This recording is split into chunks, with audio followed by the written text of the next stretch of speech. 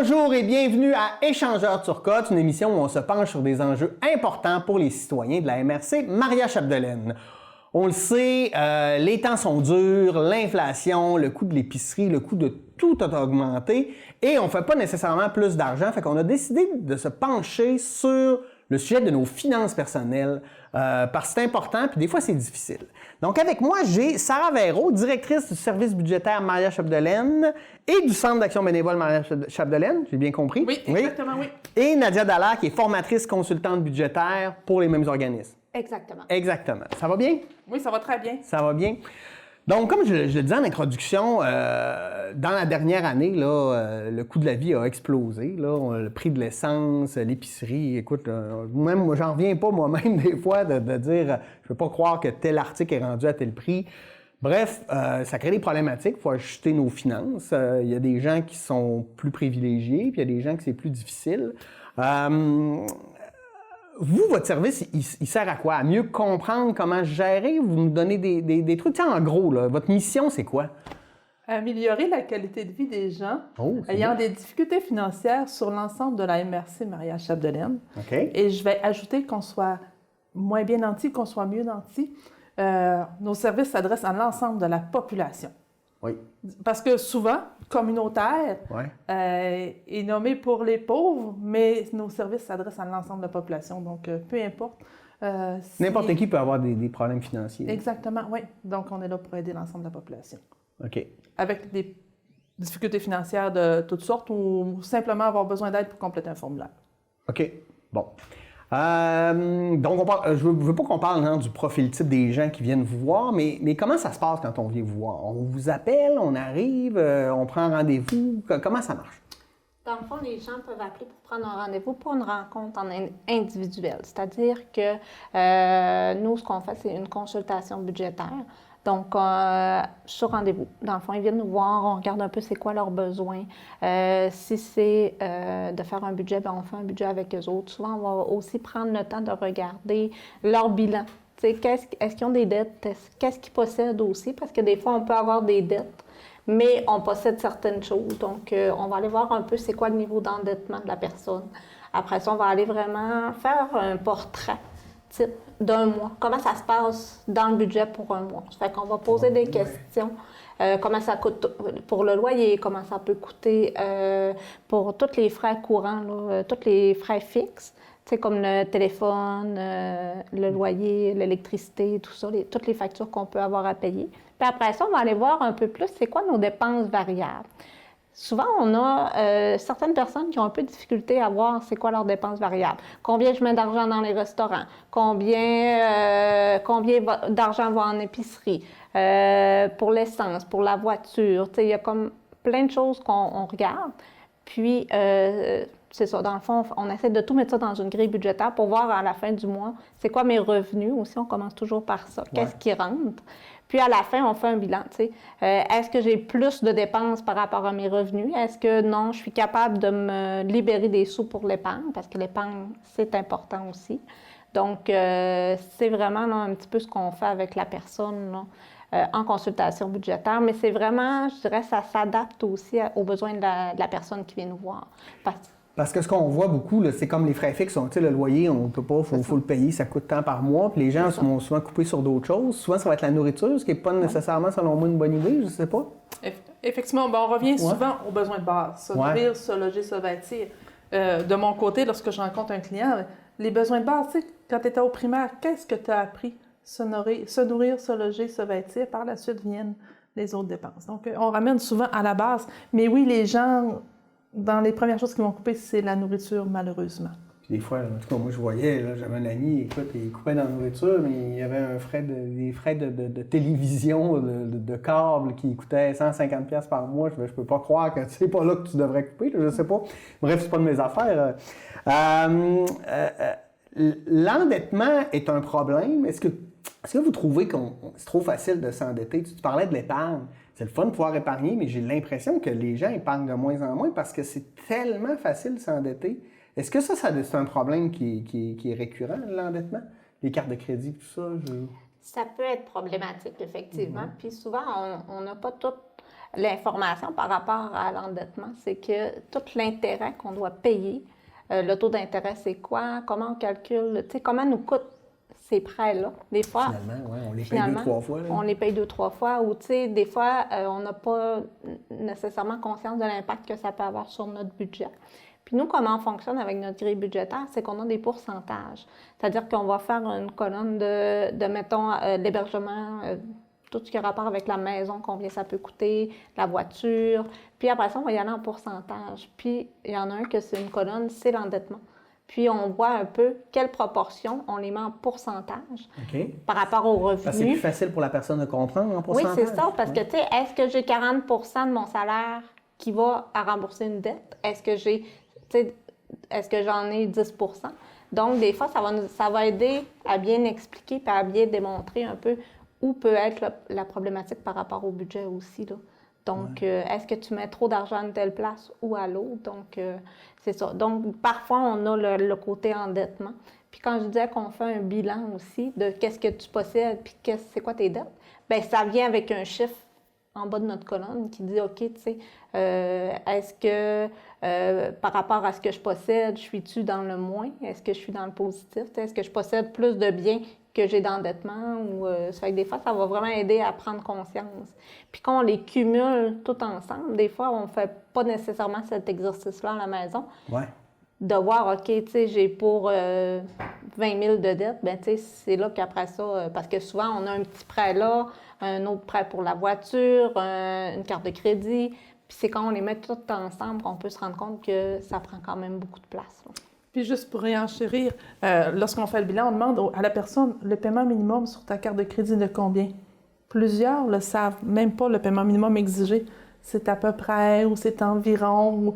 Puis si on pousse un petit peu plus loin nos questions, qu'on va, avez-vous pris conscience de combien d'années ça peut prendre au paiement minimum payer votre carte de crédit? Parce que sur chaque relevé de carte de crédit, c'est inscrit.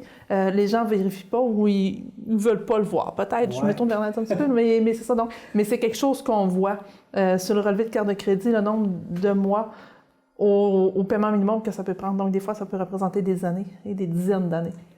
Il y a des gens qui doivent faire, excusez-moi l'expression, mais un maudit saut quand on place leur avoir, leur dette ensemble, puis ils réalisent qu'ils n'y arrivent pas du tout, là.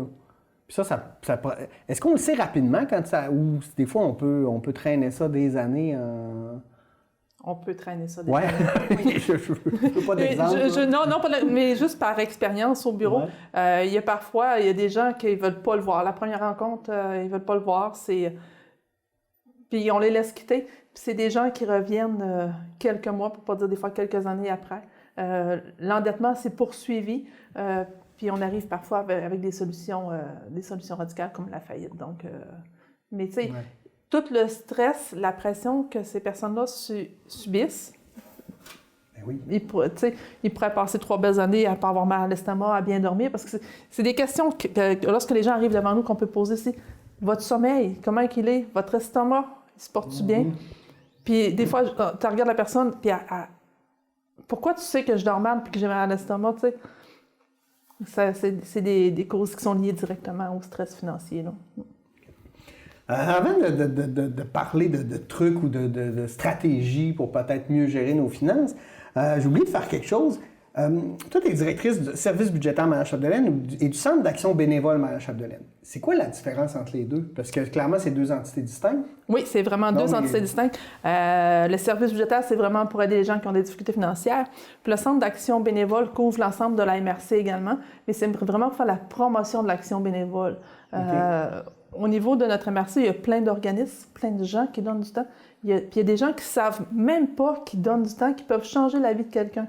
Juste un petit exemple simple, aller porter la poubelle de son voisin. Oui. Le voisin qui a une chirurgie, peu importe. Donc, il donne de son temps. C'est pas gros, mais ça change la vie de la personne qui est à la maison. Absolument. Donc, on offre quelques services, mais la majeure, c'est faire la promotion de l'action bénévole. Oui, parce qu'on en a besoin beaucoup. Puis, oui. Ouais. Oui, vraiment, on en a vraiment besoin. Oui. Oui. La liste est longue des organismes qui en ont besoin. S'en vient très bientôt, la semaine de l'action bénévole. Donc, il va y avoir près de 25 organismes qui vont passer chez nous durant 3 après-midi. qui veulent avoir des nouveaux bénévoles, qui veulent recruter, qui veulent parler de leur service. Donc, c'est quelque chose qui est important. Puis c'est un besoin qui est né du milieu. C'est pas tombé du ciel qu'un centre d'action bénévole est là.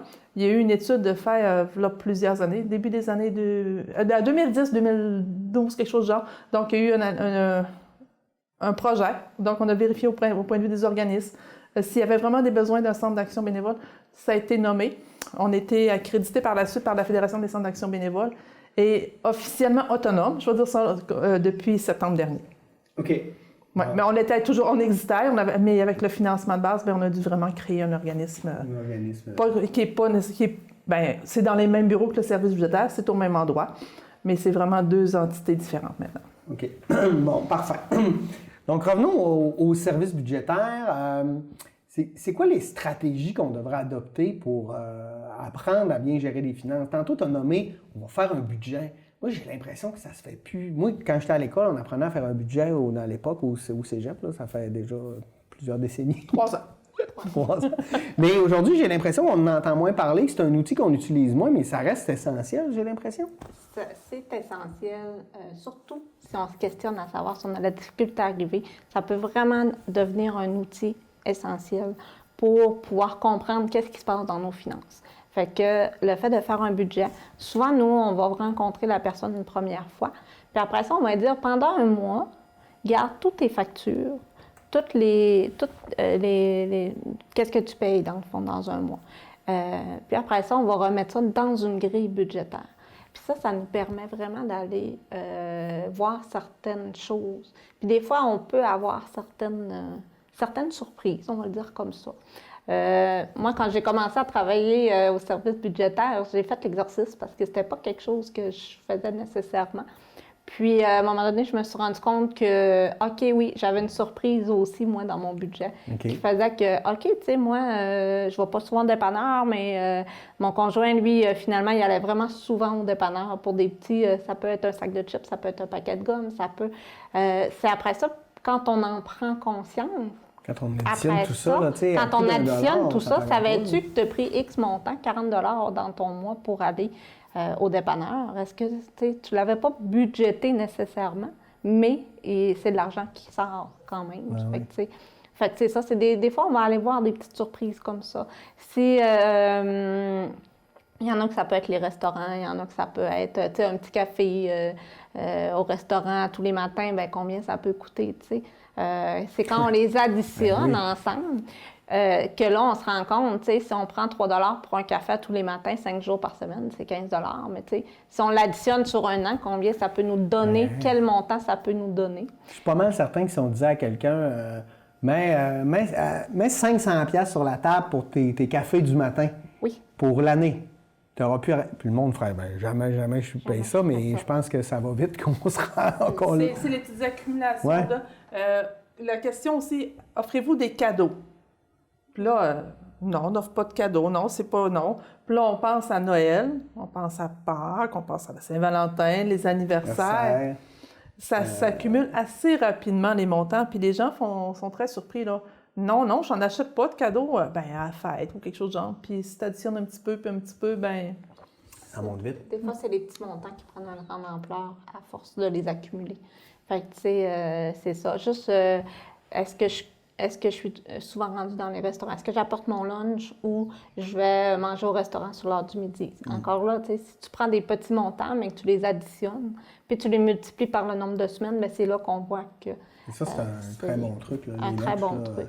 Moi, je vois des collègues au bureau qui mangent à la cafétéria tous les jours, puis je dis pas de ne pas y aller, là, mais au coût de 10 $ par jour, mettons, là, ça fait 50 $ semaine, ça commence à compter, à monter vite. Ouais. C'est ça. Après ça, au mois, l'année, tu travailles là pendant 25 ans, mettons, tu viens de t'acheter une autre maison.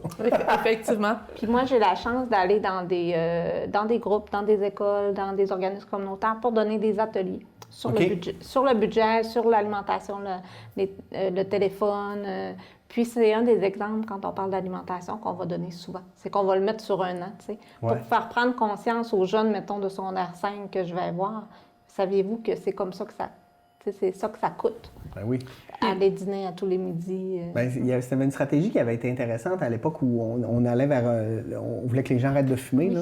On disait, tu sais, si tu achètes un paquet par semaine, comment ça... Je me rappelle, moi, j'avais des amis à cette époque-là qui étaient là, mais mon Dieu, je peux pas croire que je mets autant d'argent là-dedans. Puis ça avait été mobilisateur pour eux, là. Oui. Puis, pour motiver les gens, des fois, à apporter leur lunch, ben, gars, si tu l'apportes au moins 4 jours semaine, bien, un repas au restaurant par semaine. Tu sais, il y a moyen de motiver les gens et de ne pas faire de coupure radicale. Non plus, si ton habitude n'est pas de faire un lunch, puis c'est une corvée pour toi, bien, ou deux fois au restaurant ou à la cafétéria, peu importe, puis faire ton lunch. Puis j'ai l'impression que dans une stratégie comme ça, tu l'apprécies davantage, ton restaurant. Quand tu y vas tous les jours, ça devient quotidien. Là. Effectivement. Tandis que quand c'est ton moment de la semaine où tu vas au restaurant avec les collègues, bien là, ça devient, je sais pas, plus un événement. Oui, exactement. Je me gâte une fois dans la semaine. Je me gâte une fois dans la semaine. Juste le café tout à l'heure, si on prend une fois par semaine, je vais m'acheter un café dans un restaurant, puis le restant de la semaine, j'apporte mon thermos, bien, il y a moyen de faire beaucoup d'économies également. Là. Oui, thermos et bouteilles d'eau aussi, plutôt que s'acheter des bancs pour l'environnement aussi. Là, mais au-delà de ça, là, une petite bouteille d'eau, c'est quoi? C'est rendu 2 piastres. Là, tandis que chez vous, ça coûte... attends, rien. Oui, c'est ça. Ouais. Puis des fois, c'est des petits gestes simples qui, en bout de ligne, nous permettent d'économiser beaucoup sur un mois. C'est pour ça aussi, c'est comme d'aller faire un portrait. Puis après ça, souvent la personne va voir d'elle-même, OK, c'est ça qui me coûte trop cher. Oh, c'est ça qui me... OK, as-tu pensé négocier pour un nouveau contrat pour la télévision, l'Internet, le téléphone?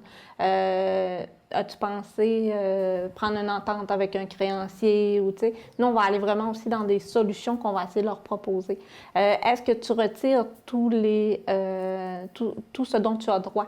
Le crédit TPS, le crédit TV.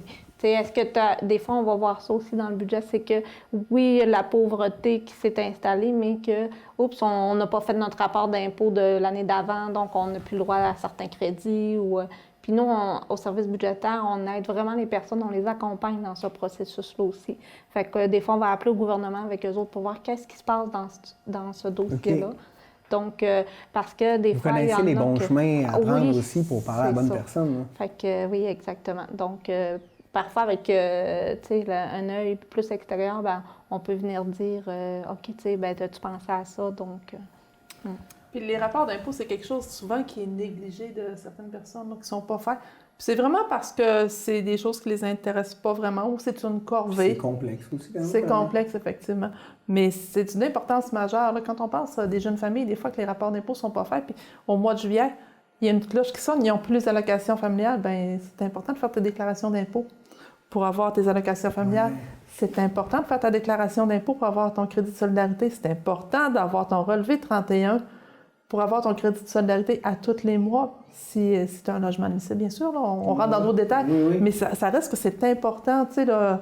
Puis on fait des déclarations d'impôt au bureau pour les gens à faible revenu, mais puis on réinsiste, on fait beaucoup d'éducation, ça demande du temps, de l'énergie, puis je sais ce que je demande à mon équipe avec les rapports d'impôt, mais il y a tellement beaucoup d'éducation qui passe à travers les rapports d'impôt.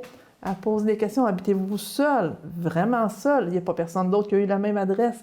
Donc, on y va en ce sens. Puis, c'est pour ça que je souhaite maintenir ce service-là. C'est vraiment toute l'éducation. Puis, quand il arrive quelqu'un en consultation, Nadia est là, puis elle s'aperçoit que le rapport d'impôt n'est pas fait. Puis, pas de rapport d'impôt de fait, pas de changement d'adresse. Il y a plein de choses qui découlent de ça. Fait que ça peut arriver que Nadia sorte de son bureau dans la consultation. Le rapport d'impôt n'est pas fait. On a-tu des papiers? Si on a des papiers, on va le faire immédiatement. Donc, c'est des choses qu'on peut régler rapidement, qu'on peut aider la clientèle. Oui. Tu parlais du logement, là. Ça, c'est un poste budgétaire qui est quand même important, là. Puis on sait, avec la crise du logement, c'est rendu extrêmement difficile de se loger. À bas prix, en fait, à bas prix, à un prix raisonnable. Là, on peut pas faire grand-chose. Là. Je veux dire, le prix d'un loyer, c'est le prix d'un loyer. Est-ce que vous conseillez aux gens de déménager, d'essayer de trouver d'autres options ou... Tout dépendamment de la situation, de la grandeur de l'appartement et tout ça. S'ils sont à faible revenu, bien là, on peut parler de HLM, de logement primodique. On peut regarder justement s'ils sont admissibles à certaines subventions pour les aider à payer cet appartement-là. Sinon, s'ils ne sont pas encore partis en appartement, comme moi, j'accompagne beaucoup les jeunes dans mes groupes, Puis, on a un atelier qui est justement partir en appartement. C'est quoi les options de partir en appartement? As-tu pensé que si tu vas au cégep, tu peux louer une chambre plutôt que prendre un appartement? As-tu pensé qu'il y a les coopératives d'habitation ou de la colocation? Donc, on essaye aussi... On rester chez les parents. Effectivement. Ou si tu es loin de l'épicerie, quel impact que ça peut avoir pour toi d'être loin de l'épicerie si tu n'as pas d'auto? Une auto, combien ça coûte? Oh, oui, ça, c'est un gouffre aussi, une auto. Ouais. Surtout en région éloignée, j'aime pas ce terme-là, mais en région comme ici, le transport en commun, il existe, mais c'est complexe. On dirait que chacun a besoin d'avoir une auto, mais y a-t-il des solutions, ça, pour l'auto? Tu sais, covoiturage, y a-t-il des plateformes? Avez-vous, je sais pas, là, moi, je lance des questions. C'est des choses qu'on propose. On parle de ce qui existe dans notre secteur, entre autres Maria Express. Ouais. Mais les gens n'ont pas l'habitude, donc ça va devenir quelque chose qui va se faire. Mais il faut implanter, il faut en parler, il faut en discuter. Puis c'est difficile de changer nos habitudes et des vieilles habitudes qui sont acquéries avec des années. Les jeunes ont des autos à 16 ans. Tu sais, les parents, des fois, ils se libèrent de... Moi, j'habitais à Vauvert, là. À 16 ans, je devais avoir une auto, là. Sinon, ma vie, ça n'aurait pas été plate, ça aurait été différent. Effectivement. Tu aurais pu vivre sans auto, mais ça aurait été différent. C'est dans la manière de, puis c'est de prendre conscience de l'impact au budget. Oui, parce qu'une auto... c'est un gouffre, les réparations, l'essence, les changements de pneus, l'huile, bref. Quand on est jeune et qu'on a accès à ça aussi, c'est agréable. Mais nous, on a aussi une clientèle qui est plus personnes âgées, qui, eux, n'ont plus accès. Là. Des fois, ils vont perdre leur permis de conduire par manque de capacité et tout ça. Donc, à ce moment-là, on va plus référer auprès des organismes bénévoles qui font du transport pour aller à des rendez-vous et tout ça, donc... Très beau lien avec le Centre d'action bénévole. Oui, c'est ça, exactement. Donc, il y a plusieurs organismes dans les MRC qui font du transport bénévole pour des rendez-vous médicaux. Donc, c'est de l'accompagnement. J'insiste, ça, c'est de l'accompagnement de transport. Ils ne sont pas payés pour aller du point A au point B, ils sont là pour accompagner les gens. Et il y a un dédommagement qui est donné versus pour le véhicule, mais les personnes aînées peuvent utiliser facilement ce transport-là pour des rendez-vous médicaux. Puis en plus, on est accompagné par quelqu'un qui souhaite le faire et qui est joyeux de le faire, qui donne de son temps. C'est le fun. De notre côté, au Centre d'action bénévole, on s'occupe de la localité de Saint-Augustin, mais si on a des téléphones chez nous, donc on réfère à 55+, s'il y a de Beaume-Mistassini ou peu importe, dans chaque localité, il y a un organisme qui fait du transport bénévole. OK. J'aime ça, la question des personnes âgées, je pense que c'est intéressant. Tu disais tantôt, je donne de la formation aux jeunes. Les jeunes, à quelque part, ils connaissent, ils ne savent pas. Fait que ils sont là, ils sont prêts, ils veulent justement embarquer dans la vie. Mais quand on parle d'une personne âgée, c'est quelqu'un qui a passé au travers de sa vie. Puis des fois, c'est plus difficile, tu sais, quand on tombe à la retraite, il y en a qui n'ont pas beaucoup de fonds de pension, etc., qui se retrouvent dans d'autres réalités. Tout ça m'amène à une troisième affaire, de dire... Venir parler de ça, là, de nos finances quand ça va pas bien, là, c'est un peu gênant, humiliant, là, je ne sais pas quel terme. Peu importe notre âge, je pense que ça va être plus facile quand on est jeune parce qu'on dit, je le savais pas, je suis pas certaine. Non, OK. Je suis pas certaine du tout. Peu importe l'âge, c'est difficile. Puis encore là, quand tu as eu une vie active, que tu as toujours travaillé, tu as toujours payé tes choses, qu'arrive un moment où la retraite, ça devient plus difficile pour des raisons X. C'est encore plus... Ton orgueil est encore plus atteint que lorsque tu es jeune, puis... Il arrive un événement X qui fait que... Donc, je pense qu'il n'y a pas d'âge où c'est facile de parler de ses ennuis financiers.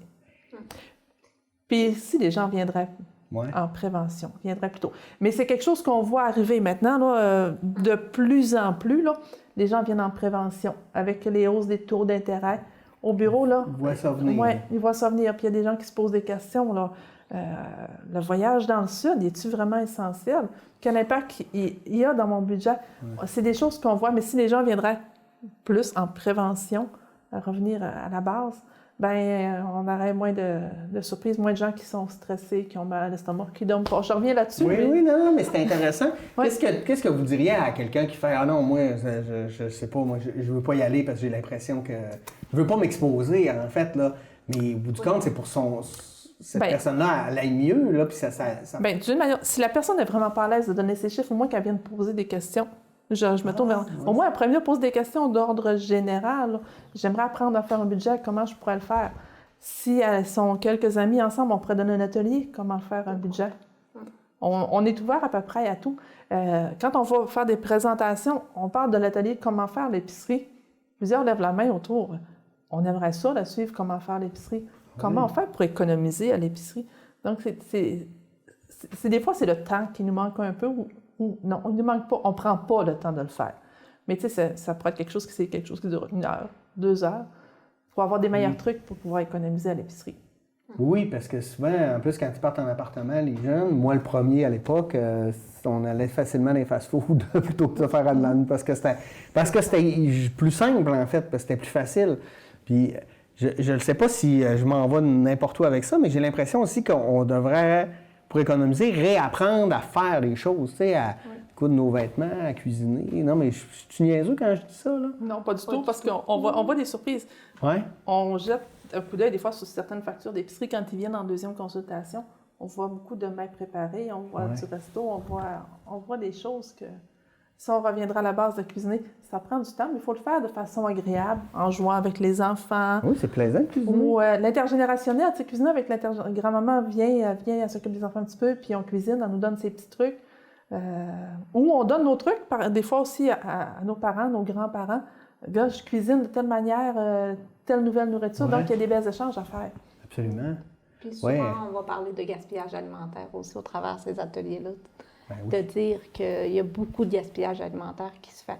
Donc, quand on apprend à prévoir nos menus avec, mettons, un légume qu'on va utiliser plusieurs fois dans la semaine pour ne pas avoir à gaspiller, des fois, ça aide vraiment. Des fois, il faut « Ah ouais, je n'avais pas pensé parce que c'est presque 25% de notre épicerie, en général, là, que les gens jettent. Il faut réintroduire le navet partout. Un navet, c'est pas tuable. Les pommes de terre. Les pommes de terre. Ouais. Effectivement. Apprendre à transformer la banane qu'on achète, on va dire verte, pas trop jaune, verte un petit peu, avant qu'elle soit trop mûre, on peut en manger, mais quand elle est trop mûre, on peut la transformer en pain aux bananes, en muffin. Ouais. Donc, c'est toutes ces choses-là. Qu'à apprendre, puis tu sais, moi je pense aussi, tu sais, à coudre nos vêtements, à réutiliser des choses qu'on n'a plus besoin, mais qu'on pourrait donner à quelqu'un d'autre, ou pour les vêtements aussi, hein, parce que tu sais, je pense que les gens aiment ça changer de vêtements, mais plutôt que d'aller s'en acheter des nouveaux, je sais qu'il y a des gens qui font ça, ils se font des groupes, puis ils se voient, puis ils s'échangent leurs vêtements à tous les 6 mois pour changer d'air un peu, là, changer de look, mais sans que ça coûte une fortune. C'est-tu des idées? Oui, c'est des idées qui sont possibles. Puis je vais poursuivre en centre d'action bénévole encore. Oui, vas-y. Dans chaque localité, ou à peu près dans chaque localité, il y a un comptoir vestimentaire. Ouais. Donc, il y a moyen d'aller acheter des vêtements, puis il y a souvent des beaux vêtements à moindre coût, puis de rapporter ceux qu'on ne porte pas non plus. C'est un échange. C'est un échange, oui. Puis on a souvent l'impression que c'est juste pour les personnes à faible revenu, les comptoirs vestimentaires. Mais ça c'est rendu que ça prend en popularité parce que les gens ont conscience de l'environnement. Ben oui. Puis le fait aussi que c'est le fun pour tout le monde d'économiser sur ces vêtements qu'on achète. Puis des fois, il y a des beaux morceaux qui font plus à quelqu'un parce que peut-être c'est rendu trop petit ou que ça fait plus, ou qu'il est tanné de le porter, mais tu sais, qui peut être encore super beau. Pour, Puis souvent, il y a plein de marques, il y a plein d'affaires. Moi, nous autres, on y va beaucoup au comptoir vestimentaire parce que pour beaucoup de soucis environnementaux, de réutiliser. Puis moi, ma conjointe, elle me dit, j'ai jamais mis autant de marques de ma vie parce que j'avais pas les moyens de les acheter, en fait. Puis là, ils se retrouvent là, tu es capable de les avoir. Fait que, tu sais, il y a des gens qui ont encore des fausses idées, je pense, face à ce type de comptoir-là. Puis, il y a certains organismes que ça a aussi un but social. Là. C'est soit qu'ils vont réutiliser les sous pour faire de l'aide alimentaire, soit qu'ils vont, si on pense à la ressourcerie, qui est un beau comptoir, pour eux, c'est une façon de faire travailler des personnes. Donc, il y a un apprentissage. L'intégration à l'emploi, apprendre des connaissances. Valoriser la personne aussi, on les voit parfois avec porter des vêtements qui ont dans la friperie. Non, je vais nommer le friperie, là, mais qui portent fièrement, qui sont des photos. Regarde ce qu'on peut trouver chez nous. Donc, une fierté qui s'installe là aussi. Puis, c'est non négligeable. Là, c'est avant les fêtes ou l'année dernière, la retombée, là, c'était plus de 100 000 $, dans la MRC Maria-Chapdelaine, en aide alimentaire, à vendre des morceaux de vêtements, 1 $, 2 $. C'est des grosses retombées économiques. Puis, il y a des gens qui n'auront jamais la chance d'aller travailler parce qu'ils n'ont pas la capacité physique et ou intellectuelle. C'est pas... Là, je veux démystifier un peu les préjugés envers l'aide sociale. Il y en a, oui, mais il y en a qui n'ont vraiment pas la capacité. Puis ces gens-là, ils ont le droit d'avoir de la nourriture sur la table, puis il peut leur arriver un coup dur, puis il peut leur arriver des choses qui aient besoin d'aide alimentaire. Donc, si cette aide-là peut leur apporter un peu de nourriture, puis... Absolument. Je vous arrête, on prend une petite pause et puis on continue. C'est très intéressant. À tout de suite!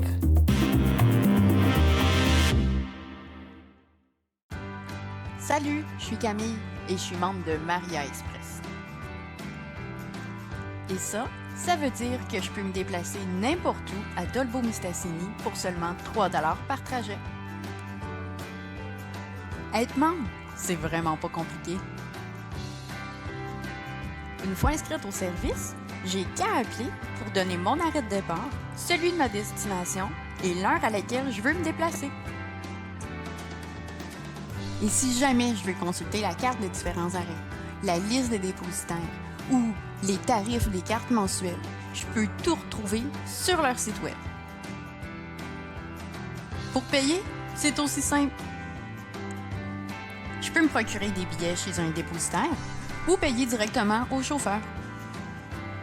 Depuis que je suis membre, me déplacer, c'est devenu simple, rapide, économique et écologique. Faites comme moi et essayez le nouveau service Maria Express.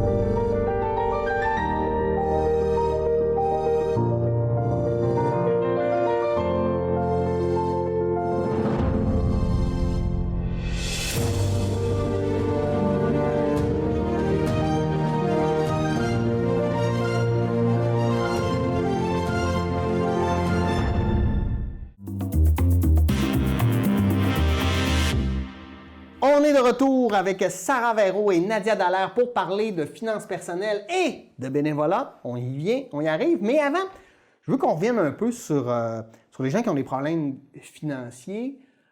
Est-ce qu'il y a toujours une solution ou des fois, il n'y a rien à faire? Bien, il y a toujours une solution. Parfois, la personne ne veut pas l'entendre. Okay. Parfois, ça impose des choix. Tantôt, on a glissé un mot, les choix. La télévision, l'Internet, j'ai le gros forfait, je l'utilise-tu vraiment? En ai-je vraiment besoin? Est-ce que je veux arrêter de fumer? Est-ce que je peux prendre moins d'alcool? Tu sais, les choses non essentielles. Oui, exactement. Donc, c'est un questionnement avec la personne, puis c'est un gros travail. Là. Il y a des choix à faire. Je dis souvent au bureau, suis-je normal? Qu'est-ce que la normalité? Ouais. C'est-tu normal de fumer un paquet par jour? Mais tu sais, il y a pas des gens pour qui c'est normal, puis c'est inconcevable de, il faut en tenir compte. Puis il n'y a pas des gens qu'avoir juste un poste de télé ou aller chercher la télévision via Internet, c'est impensable, ça se peut pas, mais les sous qui peuvent économiser là. Donc à chacun sa normalité, mais oui, il y a des choix à faire, puis c'est tiraillant pour les personnes. Puis il faut se dire qu'il n'y a personne qui est à l'abri d'avoir des soucis financiers quelque part dans sa vie. C'est-à-dire que ça peut être dû à un problème de santé éventuel, ça peut être dû à un mauvais investissement. On l'a vu avec certains investissements. Donc, à la retraite, on se rend compte que l'argent qu'on a placé est disparu. Ou, tu sais, ça peut être tellement de choses différentes, un imprévu, une perte d'emploi, que personne qui est à l'abri. Puis, tu sais, c'est tout à fait... un entrepreneur, tu sais, qui il a fait de l'argent toute sa vie, puis il trouve pas de relève. Il dit, moi, mon entreprise, c'était un peu mon fonds de pension, puis là, je vais être obligé de fermer, puis j'aurai plus rien. Puis c'est pas qu'il n'a pas travaillé ou qu'il n'a pas fait quelque chose. Des fois, c'est des contextes qui sont hors de notre... Un contexte. Comment un problème de santé peut oui. virer, un problème de santé, on peut parler d'une séparation involontaire. On le voit souvent chez les aînés. La personne doit s'en aller en résidence en CHCLD. L'autre personne reste à la maison. Il y a une différence d'âge entre les deux. Le crédit de maintien à domicile n'est pas là pour la personne qui reste. Okay. Elle a signé un bail dans une résidence pour personnes âgées qui lui coûte cher. Elle n'a pas le remboursement pour les gens de 70 ans et plus. Ouais. Ça a des impacts financiers. La maladie, ça fait partie des grosses dépenses, des gros imprévus qu'on ne peut pas prévoir. Ben oui, c'est pour ça que c'est un imprévu. Exactement. Les accidents. Mais un accident, quelqu'un qui n'a pas une bonne assurance auto, il y a un accident avec son auto, ne peut plus aller travailler ou parce qu'il n'y a pas son auto, le transport en commun ne se rend pas, il n'y a pas de collègue de travail. Il y a plein de choses qui peuvent déstabiliser un budget rapidement. Puis c'est pas parce que tu ne sais pas t'administrer, c'est pas parce qu'il y a un événement. Ouais. Il peut y arriver quelque chose. Oui. Pour ta question, oui, il y a toujours des solutions. On peut faire des choix.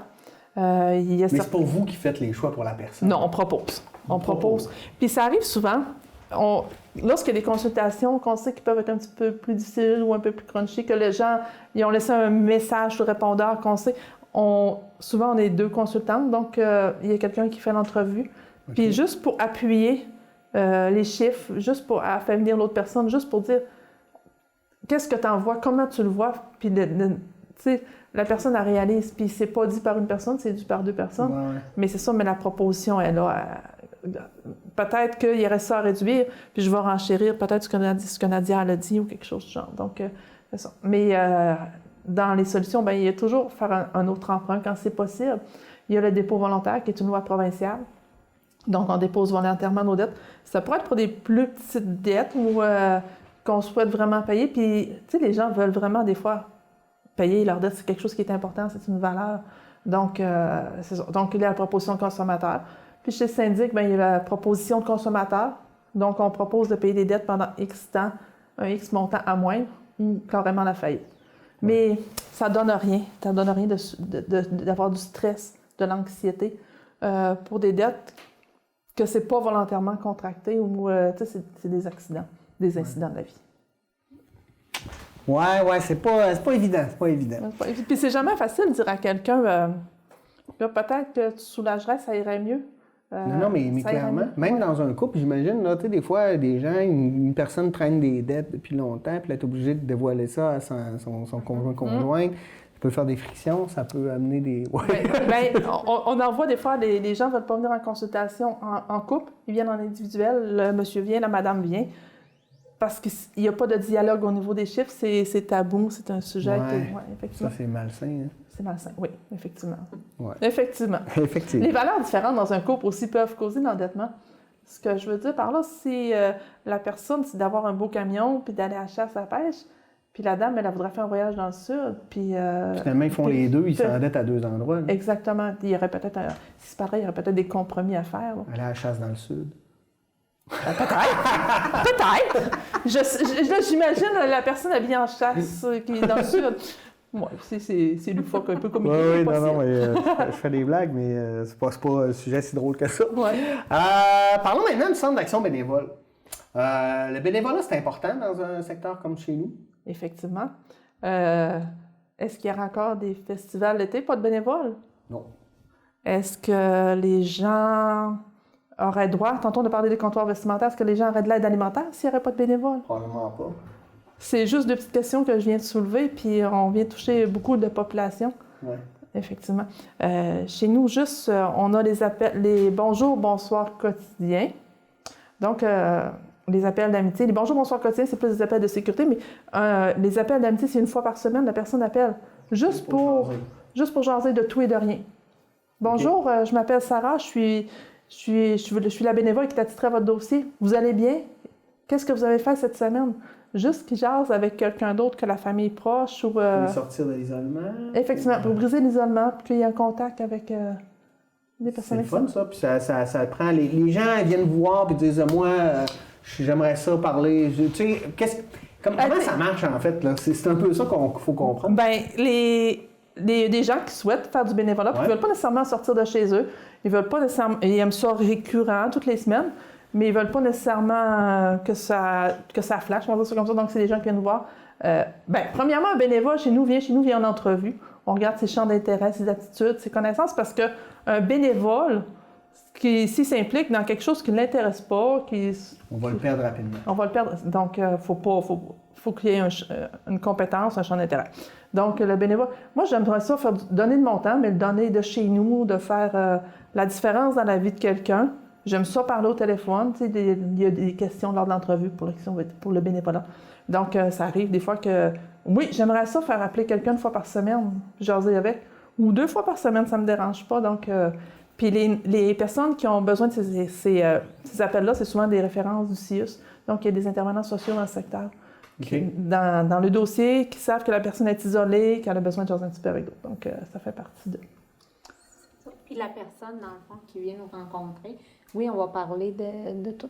Dans le fond, on va voir leur intérêt, puis après ça, nous, on est en contact avec les organismes qui ont besoin aussi de bénévoles. Oui, parce qu'il doit y en avoir beaucoup quand même. Oui, c'est ça. Il y en a quand même au moins, juste pour notre activité qu'on va faire dans la semaine de l'action bénévole, il y a environ 25 organismes qui sont intéressés à venir présenter leur... Mais ça veut dire qu'il y en a qui nous ont dit non, donc il y en a encore plus que ça. Donc, quand on parle de la MRC, c'est vaste.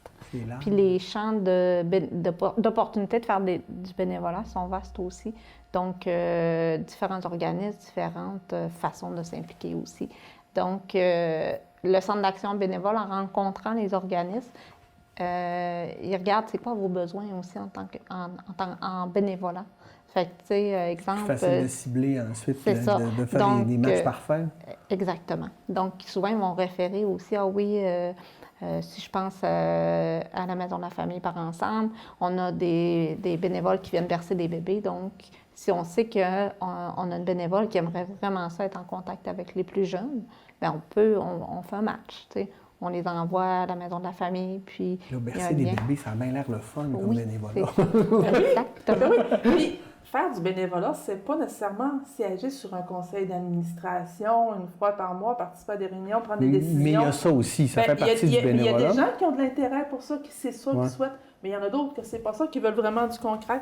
Ça peut être aller faire des ongles. On a une demande d'une résidence d'aller mettre du vernis à ongles sur les ongles des madames.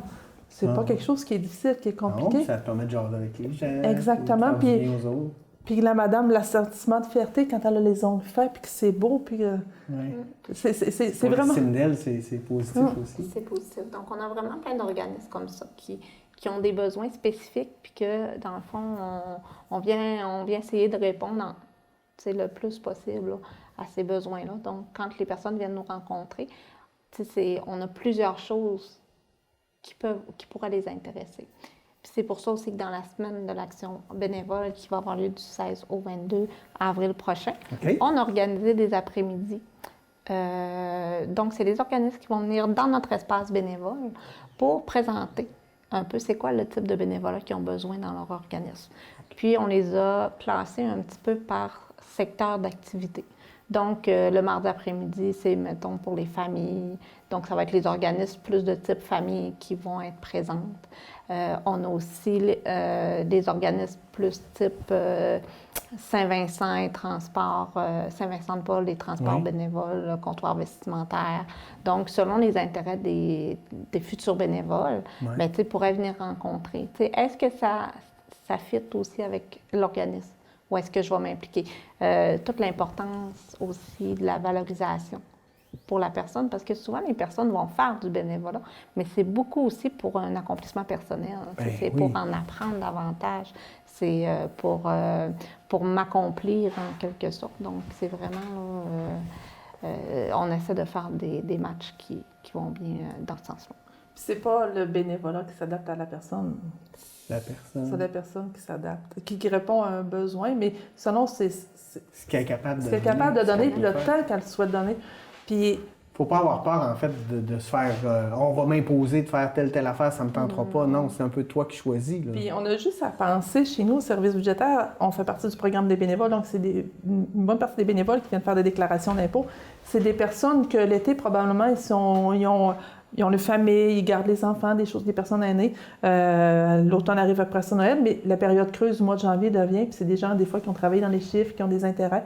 Mais ils veulent pas être chez eux puis faire des rapports d'impôts pour Pierre Jean-Jacques parce que ça les engage des responsabilités. Donc, ils viennent donner du temps chez nous, ils viennent, lorsqu'ils veulent, donner du temps pour faire des déclarations d'impôts. Il en manquerait combien des bénévoles là, dans Maria Chapdelaine? J'ai envie de dire que si ton besoin est infini. Parce que chaque fois qu'on appelle, il pop quelque chose à quelque part, c'est difficile de mettre un nombre. 100 bénévoles serait merveilleux, 200 serait extraordinaire, puis 300 serait encore mieux. 10 000. 10 000, 10 000. Oui! Non, mais juste, au départ de la pandémie, le Centre d'action bénévole venait d'avoir un premier financement récurrent. On a commencé, on avait 20 personnes qui étaient inscrites.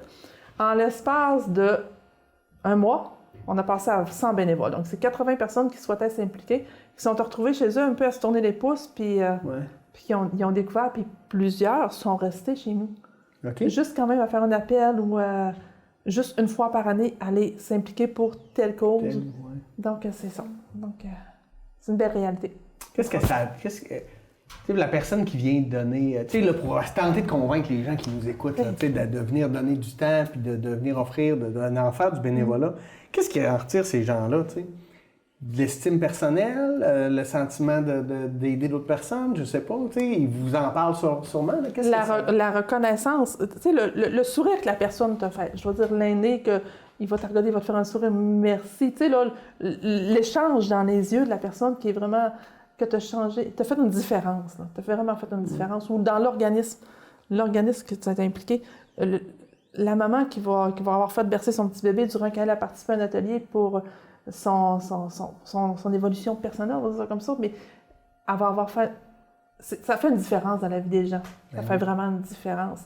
Puis tantôt, j'ai donné l'exemple au départ, je ne sais pas si devant la caméra, tu sais, juste mettre la poubelle au bord du chemin du voisin, la différence que tu peux faire, ça un geste qui prend 1 minute. Oui. Puis tu fais la différence. La personne qui va être dans la fenêtre, elle va te dire merci, puis elle va te regarder. Le sentiment de fierté. Oui. Exactement. Ne serait-ce que le sentiment de solidarité, le sentiment d'entraide aussi, qu'on est solidaires les uns envers les autres, ben c'est un petit peu ça. Puis on n'a pas besoin d'avoir 40 heures de disponible dans notre semaine pour pouvoir faire du bénévolat. Des fois, 1 heure suffit. Un 15 minutes, si c'est pour mettre les poubelles, si c'est pour rendre service à quelqu'un.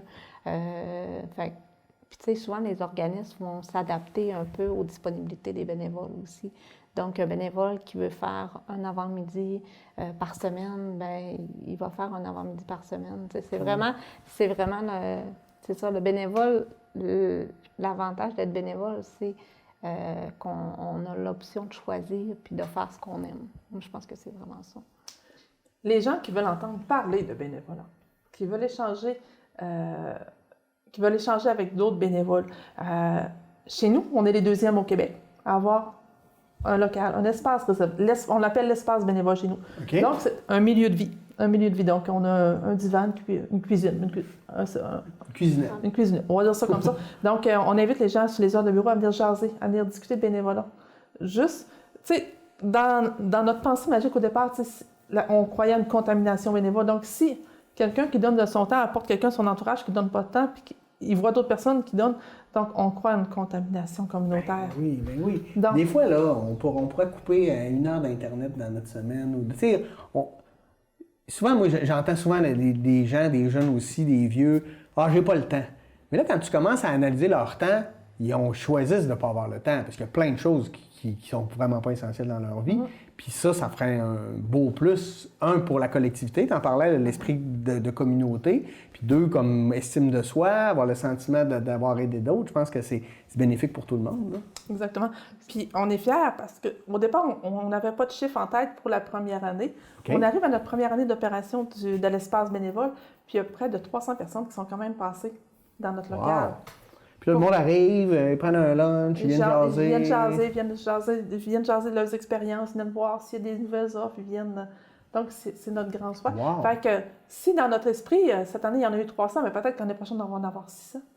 Une personne apporte une personne. Ben oui. C'est un défi. C'est un beau défi, mais c'est quelque chose que... Puis c'est ça. Puis on est empreint de nouveautés parce qu'on est les deuxièmes au Québec à avoir un tel espace. Un espace vraiment réservé.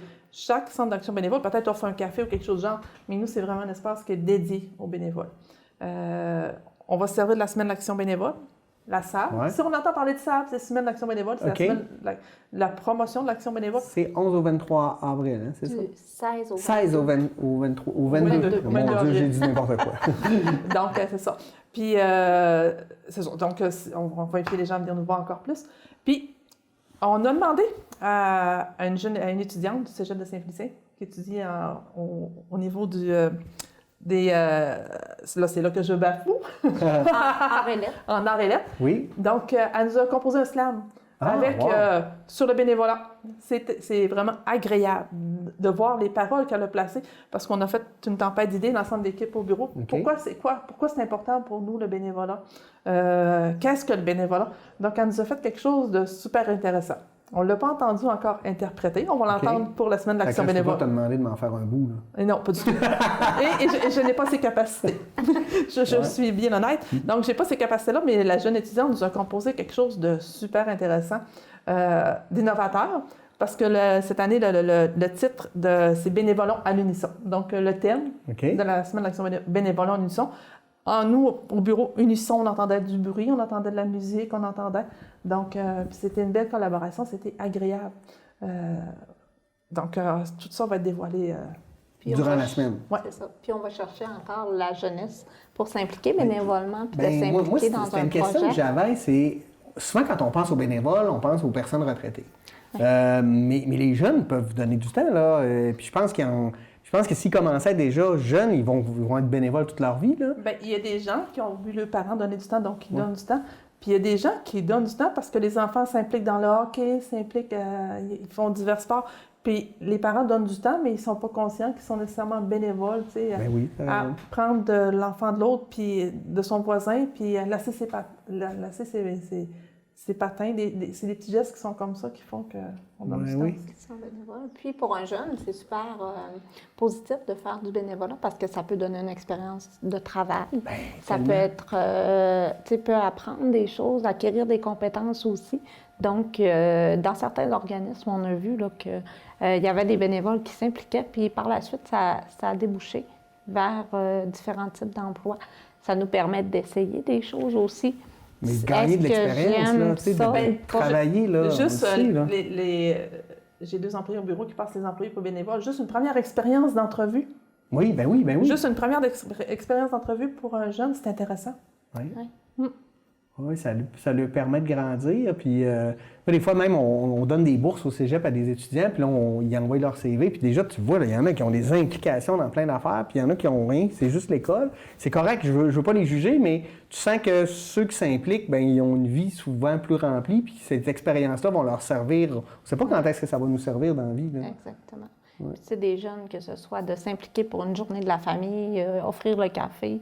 C'est valorisant pour ces jeunes-là de dire hey, j'ai réussi à aider pendant une journée, puis on m'a remercié aussi, puis on a apprécié qu'est-ce que j'ai offert, là, tu sais, comme Parce que j'entends le mot remerciement des bénévoles. On parle de la semaine de l'action bénévole, mais à chaque 5 décembre, c'est la JIB, c'est la Journée internationale du bénévolat. C'est le moment de remercier tous les gens qui donnent du temps. Bien, on peut le faire aussi dans la salle, parce que je ne vous cacherai pas qu'on a invité nos bénévoles à nous aussi pour un déjeuner à ce moment-là. Mais l'ensemble des bénévoles peut être remercié aussi lors de la Journée internationale du bénévolat, 5 décembre. Donc, oui, c'est important de leur dire merci. Prendre un petit moment, là, juste pour un petit coup de téléphone. Merci d'avoir donné. Merci d'avoir mis ma poubelle au bord du chemin. Merci. C'est souvent pas grand-chose. C'est pas grand-chose pour toi, mais ça change vraiment le quotidien des gens. Effectivement. C'est beau ce que vous faites. Oui, merci. Non, mais c'est important. Des fois, on ne le réalise pas. Là, mais une société et une communauté, ça ne peut pas vivre sans ça. Là, on parle juste d'islam. On parle d'une implication au niveau de la jeune fille qui l'a écrit, l'enseignante qui a fait les corrections, qui a vu. Puis le slam va être également tourné par un enseignant du cégep. puis tout le montage. Donc, ça représente quand même plusieurs heures juste pour tous les échanges de courriels qu'il y a eu. Mais pour cette jeune-là qui a fait un slam, qui va être utilisé, c'est une carte de visite aussi pour elle, là? Effectivement, parce que c'est quelque chose qui la passionne, qui l'intéresse. Ouais. Donc, on s'est servi de ses talents, de ses aptitudes, de ses connaissances. Wow! Génial! Donc, semaine de l'action bénévole, 16 au 22 avril. Défi à vous! Allez faire un tour au local des bénévoles, hein? Oui. À l'espace bénévole. À l'espace bénévole. Allez faire un tour durant la semaine, allez voir les activités, allez donner votre nom, essayez le bénévolat une fois dans votre vie. Moi, je pense que ça va être contagieux. Exactement, puis ils peuvent venir nous voir. En n'importe quel cas, on parle de la semaine d'action bénévole, mais les gens peuvent nous voir sur les heures d'ouverture du bureau du lundi au jeudi, de 9h à midi, de 1h à 16h. Donc, l'espace est toujours ouvert, on est là pour accueillir tout le monde. On est situé aux promenades du boulevard. C'est important de le mentionner également. C'était ma prochaine question. C'est tout. Donc, on est situé dans les promenades du boulevard, le centre d'achat Adolbo. Oui. Entre l'intelligence hypothécaire et Mica Capital. Donc, il y a un petit couloir, on monte en haut, le même étage que l'arrimage. Des fois, c'est des références. Si on va pour les plus anciens, au-dessus du bar, l'ancien Spectrum, où les gens s'entraînent. Oui, là, je le vois plus. Donc, on donne sur des références, mais on a quand même des affiches à chaque porte pour indiquer où on est situé. Sinon, on peut vous appeler. Vous devez sûrement avoir aussi une page web.